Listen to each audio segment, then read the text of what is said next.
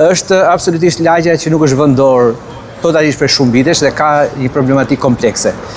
Por sot kemi filluar punën drejt për drejt në radhë parë me kanalizimet. Problemi i ujrave, i shirave, i përmbytjeve që ndodh gjithë lagjen është evident, të gjitha kanalet janë bllokuara.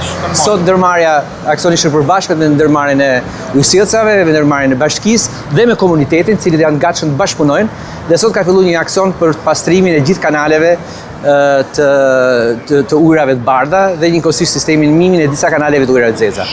Është një problem tjetër që kemi këtu me hapësirat publike, është evidente sapo hyn Shkodër, Krahun e Djathtë, e gjithë kjo zonë e cila ka nevojë absolute për një rregullim, prapë me ndërmarrjen e bashkisë dhe me bashkëpunimin edhe të komunitetit, do ta rregullojmë hapësirën, do ta sistemojmë.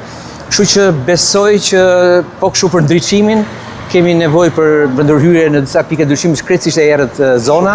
Janë disa ndërhyrje bazike të nevojshme që përfaqësuesi i komunitetit Kujdereti dhe ato na e paraqitën, edhe mendoj që është një punë e mirë që të kemi filluar që sot që ta bëjmë.